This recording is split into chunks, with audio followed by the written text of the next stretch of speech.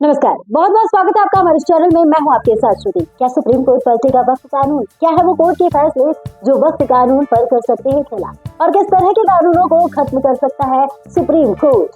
दरअसल वक्फ कानून पर मुहर लगने के बाद से ही सुप्रीम कोर्ट में धड़ाधड़ याचिकाएं दायर की जा रही हैं। हालांकि गृह मंत्री अमित शाह कई नई चुनौती देते हुए साफ कह चुके हैं कि ये देश की संसद से बनाया गया भारत का कानून है, इसे सभी को मानना ही पड़ेगा। एक सदस्य ने कह दिया माइनॉरिटी इस कानून को स्वीकार नहीं करेगी। क्या धमकाना चाहते हो भाई? संसद का कानून है, सबको स्वीकार करना पड़ेगा। स्वीकार नहीं करेंगे मतलब क्या है? कैसे बोल सकते हैं कोई हम कानून को स्वीकार नहीं करेंगे? एक कानून भारत सरकार का है, हर एक पर बंधन करता होगा और इसको स्वीकार करना पड़ेगा। नए वक्फ कानून की संवैधानिकता के खिलाफ जमीयत उलेमा-ए-हिंद के अलावा सुप्रीम कोर्ट में 12 याचिकाएं दाखिल की जा चुकी हैं, जिसमें एआईएमआईएम के अध्यक्ष असदुद्दीन ओवैसी और आप विधायक अमानतुल्लाह खान भी शामिल हैं। याचिका दायर करने वालों की दलीलों में सबसे ज्यादा इस कानून को सुप्रीम कोर्ट के पुराने फैसलों का उल्लंघन और मुसलमानों की मौलिक और धार्मिक अधिकारों को छीनने की साजिश कहा गया है।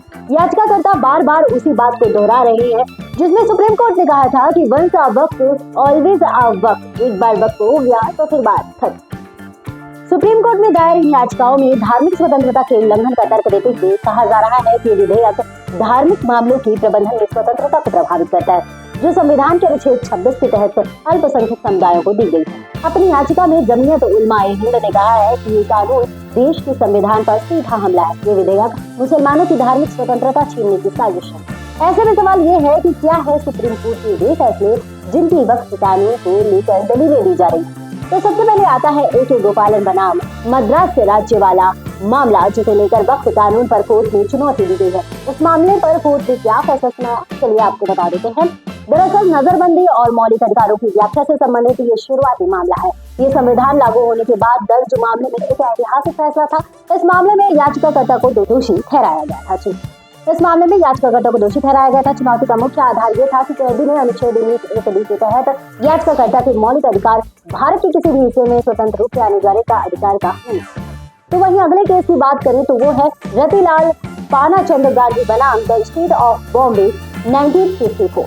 सुप्रीम कोर्ट का साल 1954 का यह फैसला देश में धार्मिक स्वायत्तता की अहमियत को अंडरलाइन करने वाला था। इस फैसले में अदालत ने 1950 के बॉम्बे पब्लिक ट्रस्ट कानून के कुछ प्रावधानों को असंवैधानिक करार दिया था। अदालत ने तब कहा था कि धार्मिक संपत्ति का नियंत्रण किसी धर्मनिरपेक्ष संस्था को देना एक धर्म विशेष के लोगों के धार्मिक और संपत्ति से जुड़े अधिकारों का अतिक्रमण। इस फैसले को आधार बनाते हुए सुप्रीम कोर्ट में दलील दी जा रही है कि वक्फ की संपत्ति पर सरकार का नियंत्रण बढ़ाना और उसमें बड़े पैमाने पर छानबीन की व्यवस्था 1954 के इस फैसले की अवहेलना है। तो वही तीसरा केस है गोलकनाथ बनाम पंजाब राज्य 1967। कोर्ट ने माना था कि संसद मौलिक अधिकारों में संशोधन नहीं कर सकती। दूसरा सैयद अली बनाम आंध्र प्रदेश वक्फ बोर्ड हैदराबाद 1998।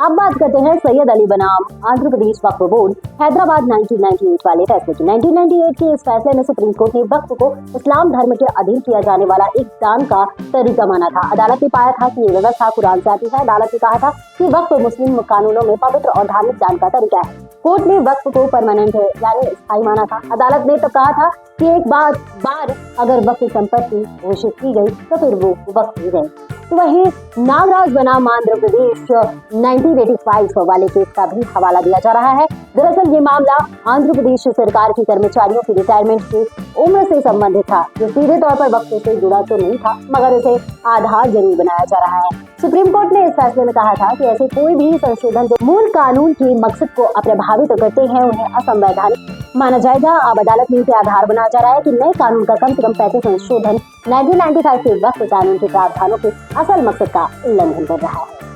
आइए अब आपको ये भी बता देते हैं कि क्या वक्फ जैसे किसी कानून को सुप्रीम कोर्ट खत्म कर सकता है।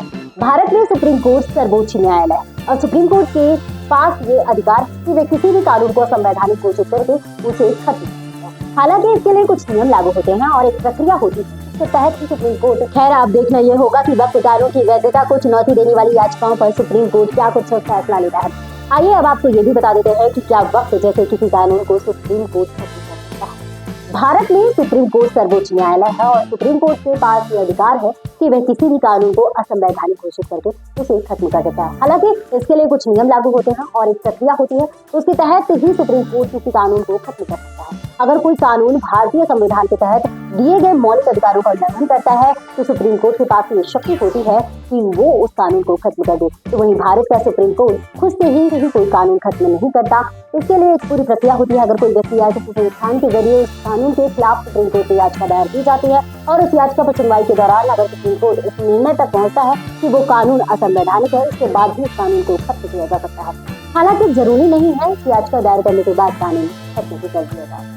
खैर, अब देखना ये होगा कि वक्फ कानून की वैधता को चुनौती देने वाली याचिकाओं पर सुप्रीम कोर्ट क्या कुछ फैसला देगा। तमाम जानकारियां आपको कैसी लगी कमेंट बॉक्स में कमेंट कर जरूर बताएं और वीडियो को शेयर करें, लाइक करें और चैनल को सब्सक्राइब करें और हाँ, बेल आइकन दबाना बिल्कुल भी ना भूलें जिससे कि आपको नए अपडेट्स मिलते रहें। धन्यवाद, नमस्कार।